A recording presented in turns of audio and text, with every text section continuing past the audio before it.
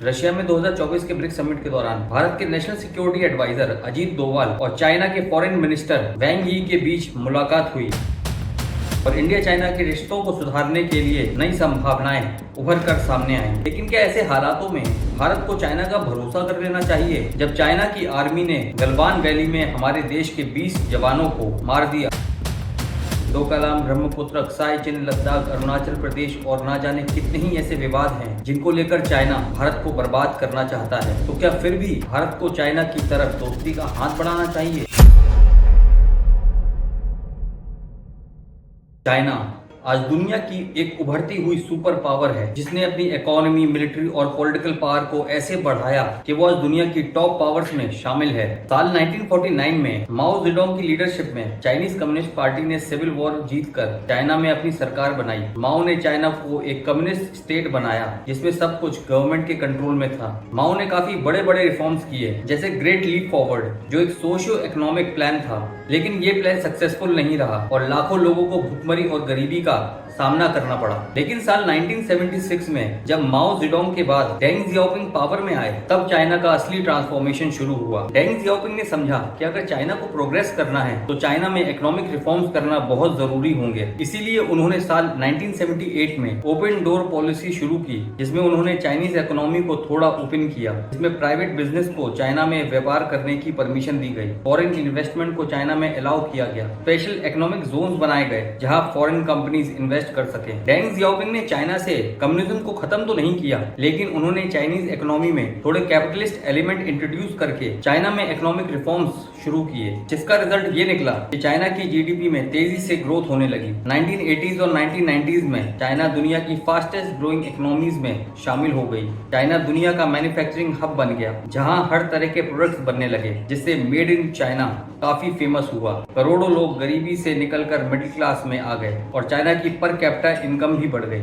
China ने global trade को अपने देश की इकोनॉमिक ग्रोथ का एक मेजर पिलर बनाया, जिसके लिए चाइना ने अपनी इकोनॉमी को मैन्युफैक्चरिंग पर फोकस किया और एक्सपोर्ट मार्केट में एंटर हो गए। चाइना में सस्ती स्किल्ड लेबर और चाइनीज गवर्नमेंट का मैन्युफैक्चरिंग और इंफ्रास्ट्रक्चर पर फोकस होने के कारण दुनिया भर की कंपनीज ने चाइना में अपनी फैक्ट्री सेटअप करना शुरू कर दी। इसके बाद दुनिया के हर कोने में चाइनीज प्रोडक्ट एक्सपोर्ट होने लगे, जिससे चाइना की ग्लोबल ट्रेड पोजीशन स्ट्रॉन्ग होती गई। साल 2001 में चाइना ने वर्ल्ड ट्रेड ऑर्गेनाइजेशन को ज्वाइन किया, जिससे उसका इंटरनेशनल ट्रेड और बढ़ने लगा। दोस्तों, चाइना के लिए ये एक टर्निंग पॉइंट था क्योंकि चाइना को ग्लोबल ट्रेड एग्रीमेंट्स के बेनिफिट्स मिलने लगे थे। चाइना ने अपने मैन्युफैक्चरिंग और एक्सपोर्ट्स को इतना स्ट्रॉन्ग बना लिया कि दुनिया के हर देश को चाइनीज प्रोडक्ट्स पर डिपेंड होना पड़ा। यूएसए और यूरोप के देशों में चाइनीज प्रोडक्ट का इन्फ्लुएंस बहुत तेजी से बढ़ने लगा, जिसके चलते यूएसए और यूरोप की इकोनॉमी गिरने लगी। चाइना ने इकोनॉमिक ग्रोथ के साथ साथ अपनी मिलिट्री को भी स्ट्रॉन्ग बनाया। चाइना का मेन फोकस अपने रीजनल इन्फ्लुएंस को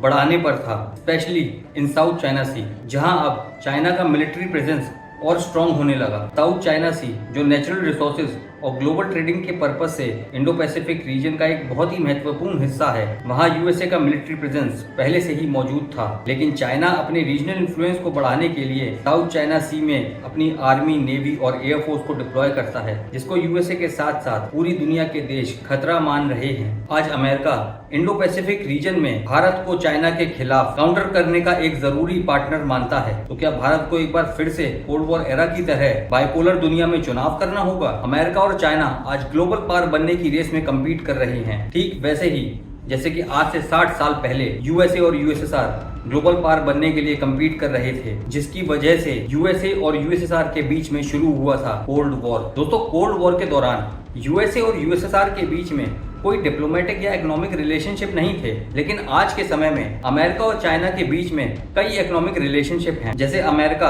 चाइना का सबसे बड़ा इन्वेस्टर है और चाइना के पास सबसे ज्यादा यूएस ट्रेजरी बॉन्ड हैं। ये दोनों देश अलग अलग पॉलिटिकल स्टैंड रखते हुए भी एक दूसरे पर निर्भर हैं, जो कोल्ड वॉर एरा में नहीं था। उस समय के कोल्ड वॉर एरा में भी दुनिया के कई न्यूली इंडिपेंडेंट स्टेट्स के सामने ये दुविधा आई थी कि वो किस सुपर पावर को सपोर्ट करें। तब इस दुविधा से बाहर निकलने के लिए भारत के प्रधानमंत्री श्री जवाहरलाल जवाहरलाल नेहरू के साथ साथ यूगोस्लाविया, इजिप्ट, घना और इंडोनेशिया के प्रेसिडेंट ने नॉन अलाइंड मूवमेंट की शुरुआत की, जिसका मेन फाउंडेशन न्यूट्रलिटी पर आधारित था। मतलब कोल्ड वॉर एरा के दौरान नॉन अलाइंड मूवमेंट की कोई भी मेंबर कंट्री किसी भी मिलिट्री अलायंस का साथ नहीं देगी। लेकिन आज अमेरिका और चाइना के बीच ये नया कोल्ड वॉर पुराने कोल्ड वॉर जैसा नहीं है। अमेरिका और चाइना के रिश्ते इकोनॉमिक टर्म्स में एक दूसरे पर काफी ज्यादा निर्भर हैं, जो पहले के कोल्ड वॉर में यूएसए और यूएसएसआर के बीच में बिल्कुल नहीं थे। आज चाइना की इकोनॉमिक ताकत उस समय के यूएसएसआर से ज्यादा बड़ी है, जो ग्लोबल सप्लाई चेन को स्मूथली चलाने के लिए जरूरी है। इसी वजह से कुछ लोग अमेरिका और चाइना के बीच इस कंपटीशन को कोल्ड वॉर कहने की बजाय कॉम्पिटिटिव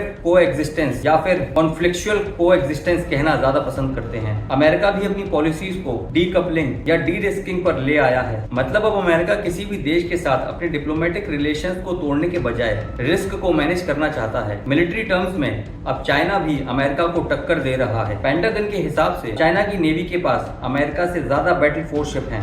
चाइना की एयरफोर्स भी अमेरिका को पीछे छोड़ने की कोशिश कर रही है। लेकिन एक्सपर्ट्स कहते हैं कि साल 2027 तक चाइना और अमेरिका के बीच मिलिट्री कैपेबिलिटी में गैप बना रहेगा। दोस्तों, कोल्ड वॉर के समय यूएसए और यूएसएसआर के बीच में सिर्फ एक आइडियोलॉजी का ही कॉन्फ्लिक्ट था। एक और यूएसए पूरी दुनिया में कैपिटलिज्म को लाना चाहता था, वहीं दूसरी तरफ यूएसएसआर पूरी दुनिया में कम्युनिज्म को स्प्रेड करना चाहता था। लेकिन आज अमेरिका और चाइना के बीच का कंपटीशन आइडियोलॉजी का नहीं बल्कि वर्ल्ड पावर बनने का है। चाइना को कम्युनिज्म का प्रचार करने में कोई भी इंटरेस्ट नहीं है, बल्कि उसका मेन फोकस ग्लोबल हेजिमनी को पाना है, यानी दुनिया पर अपना वर्चस्व कायम करना है। ऐसी मुश्किल घड़ी में भारत को एक बीच का रास्ता अपनाना होगा। चाइना के साथ दोस्ती बनाए रखते हुए भारत को ये याद रखना होगा कि हमारे पास चाइना से सिर्फ जमीनी स्तर पर खतरा है। इसीलिए हमें अपनी सॉवरेनिटी को प्रोटेक्ट करते हुए चाइना के साथ अपने रिश्ते संभालने होंगे। हमें अपने मिलिट्री डिटरेंस को स्ट्रॉन्ग बनाना होगा और जियोपॉलिटिकल और इकोनॉमिक इंटरेस्ट को अपने टर्म्स पर